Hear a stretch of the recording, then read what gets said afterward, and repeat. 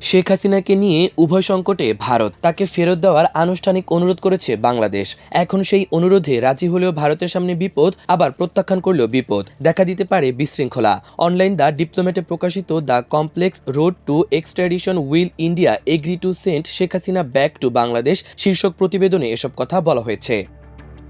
এতে বলা হয়, বাংলাদেশের সাবেক প্রধানমন্ত্রী শেখ হাসিনাকে ফেরত পাঠাতে ভারতের কাছে প্রয়োজনীয় সব ডকুমেন্ট আনুষ্ঠানিকভাবে পাঠিয়ে অনুরোধ জানিয়েছে বাংলাদেশ। 13 ফেব্রুয়ারি বাংলাদেশের পররাষ্ট্র মন্ত্রণালয়ের মুখপাত্র মোহাম্মদ রফিকুল আলম একথা জানিয়েছেন। ডিসেম্বরের একটি নোট ভার্বালের মাধ্যমে হাসিনাকে ফেরত পাঠানোর বার্তা দিলেও তাকে ফেরত পাঠানোর বাংলাদেশের অনুরোধের কোনো উত্তর দেয়নি ভারত। নয়াদিল্লিতে ভারতের পররাষ্ট্র মন্ত্রণালয় রিজার্ভ অবস্থান বজায় রেখেছে। বারবার অনুরোধ সত্ত্বেও তারা অনুরোধ পাওয়ার বিষয়ে স্বীকারোক্তি দেওয়া ছাড়া আর কোনো মন্তব্য করা থেকে বিরত রয়েছে।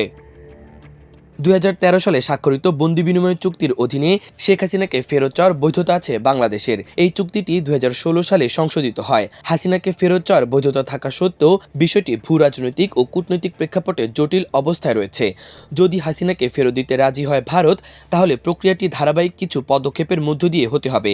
প্রথমত, তাতে আসবে ভারত বাংলাদেশে বন্দি বিনিময় চুক্তি এবং তারপরে আন্তর্জাতিক কূটনীতির কঠোর বাস্তবতা। এ বিষয়ে পাঞ্জাবের রাজীব গান্ধী ন্যাশনাল ইউনিভার্সিটির সহকারী প্রফেসর ডক্টর সঙ্গীতা তাক বলেন, যদিও বন্দি বিনিময় চুক্তিটি বিশেষভাবে নিয়ন্ত্রিত হয় টেকনিক্যাল দিক দিয়ে, তবে রাজনৈতিক, কূটনৈতিক ও মানবাধিকার বিষয়গুলো বিবেচনা এই প্রক্রিয়াকে অবিশ্বাস্য জটিল ও স্পর্শকাতর ইস্যুতে পরিণত করবে। সঙ্গীতা তাক বলেন, ভারতের কাছে বাংলাদেশের আনুষ্ঠানিক ফেরত পাঠানোর আবেদন করার মধ্য দিয়ে এ প্রক্রিয়া শুরু হয়েছে।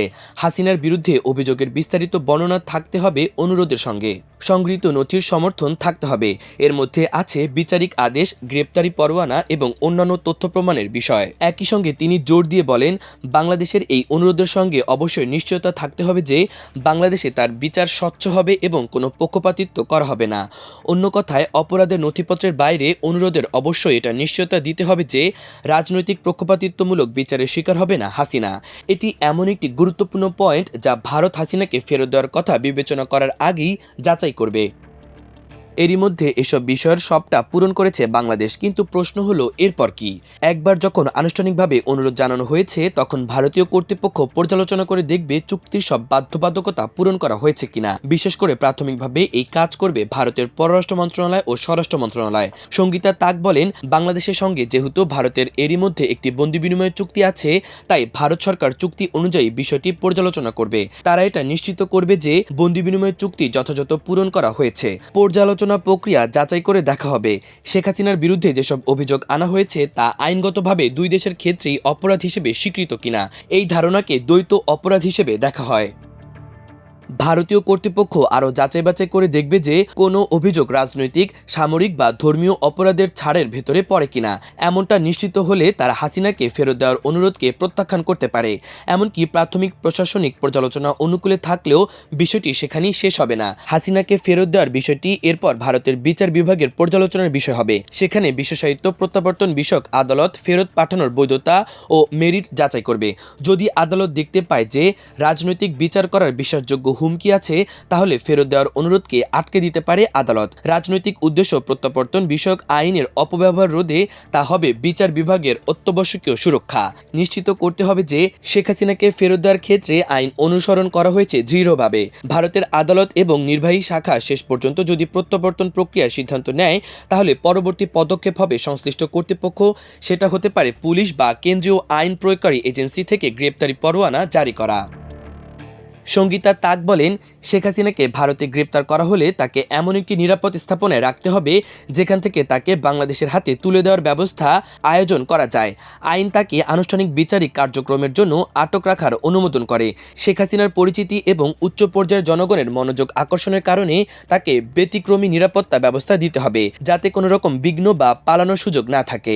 এমন হলে প্রত্যর্পণের শেষ পদক্ষেপ হবে শেখ হাসিনাকে শারীরিকভাবে ভারতের হেফাজত থেকে বাংলাদেশি কর্তৃপক্ষের হেফাজতে দিয়ে দেওয়া। এক্ষেত্রে দুই দেশের সরকারের মধ্যে সূক্ষ্ম সমন্বয়ের প্রয়োজন হবে। নিশ্চিত করতে হবে যে সব আইনগত এবং কূটনৈতিক প্রোটোকল মেনে চলা হয়েছে। সঙ্গীতা তাক আরও বলেন, এসব যাচাই বাছাই শেষে শেখ হাসিনাকে ভারতের হেফাজত থেকে বাংলাদেশিদের কাছে তুলে দেওয়া হবে। এই হস্তান্তর প্রক্রিয়া সম্পূর্ণ হতে হবে দুই দেশের মধ্যে সম্মতি থাকা একটি ব্যবস্থায়। সেটা হতে পারে প্রচলিত নিয়ম অনুযায়ী কোনো আন্তর্জাতিক সীমান্তে বা বিমানবন্দরে। এক্ষেত্রে সরকারের ভাড়া করা একটি বিমান ভারতের কোনো আন্তর্জাতিক বিমানবন্দর থেকে উড্ডয়ন করে অবতরণ করতে পারে ঢাকায়, অথবা পেট্রোপল বেনাপল চেকপয়েন্টের মতো কোনো সীমান্ত পয়েন্টে হতে পারে এই বিনিময়। এসব আইনগত ও পদ্ধতিগত পদক্ষেপগুলো বর্ণিত থাকলেও একজন সাবেক প্রধানমন্ত্রীকে ফেরত দেওয়ার বিষয়টি হতে পারে অত্যন্ত রাজনৈতিক। সঙ্গীতা তাক বলেন, রাজনৈতিক নেতারা কখনো কখনো সুনির্দিষ্ট দায়মুক্তি এবং সুরক্ষা ভোগ করেন। এই বিষয়টি হাসিনাকে ফেরত দেওয়াকে আরও জটিল করে তুলতে পারে। তিনি আরও যোগ করেন, এক্ষেত্রে মানবাধিকার বিষয়ক সংগঠনগুলো হস্তক্ষেপ করতে পারে। তারা বলতে পারে শেখ হাসিনা অন্যায্য বিচারের মুখোমুখি হবেন, অথবা বাংলাদেশে তার বড় ক্ষতি হতে পারে। এর ফলে আন্তর্জাতিক ক্ষেত্রে আইনগত চ্যালেঞ্জ দেখা দিতে পারে। এমন হস্তক্ষেপ হলে এই প্রক্রিয়াকে আরও জটিল করে তুলবে। তাতে ভারতের ওপর আরও চাপ সৃষ্টি হবে মানবাধিকারের সব সুরক্ষা নিশ্চিত করতে। উপরন্ত শেখ হাসিনা নিজে ভারতের রাজনৈতিক আশ্রয় চাইতে পারে। এমন হলে তাকে ফেরত দেওয়ার প্রক্রিয়া আরও জটিল হয়ে উঠবে বলেন সঙ্গীতা তাক। এসব আইনগত জটিলতার বাইরে ভারতকে চূড়ান্ত সিদ্ধান্ত নিতে হবে যে তারা বাংলাদেশের অনুরোধ রক্ষা করবে নাকি প্রত্যাখ্যান করবে। এই অবস্থায় অবশ্যই সুদূর প্রসারিত পরিণতি দেখা দেবে। ঢাকার দাবি মেনে নিলে অন্যান্য দেশের সঙ্গে ভারতের কূটনৈতিক সম্পর্কে উত্তেজনা দেখা দিতে পারে। তারা সেই সব দেশ যারা মনে করে শেখ হাসিনা রাজনৈতিক প্রতিশোধের শিকার হতে পারেন। ভারতের ওপর চাপ বাড়লে শেখ হাসিনাকে ফেরত দেওয়াকে দেখা হতে পারে একটি নন স্টার্টার হিসেবে। আবার সরাসরি যদি ঢাকার অনুরোধ প্রত্যাখ্যান করে ভারত, তাহলে আরও বিশৃঙ্খলা দেখা দেবে, যেমনটা আগেই আন্দাজ করা হয়েছে।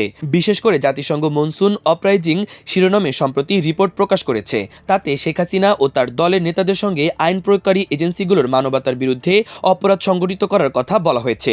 শেখ হাসিনাকে ফেরত দেওয়ার অনুরোধে রাজি হওয়া বা তা প্রত্যাখ্যান করা উভয়ই নয়াদিল্লির জন্য পরিণতি বহন হবে না। ঠিক এ কারণেই ভারত চুপ রয়েছে এবং তারা শেখ হাসিনাকে ফেরত দেওয়ার বিষয়টি ওয়েট অ্যান্ড সি হিসেবে দেখছে। সম্ভবত এটাই এখন ভারতের জন্য সবচেয়ে ভালো সুযোগ। মাহবুবুর রহমান ইমন, আমার দেশ।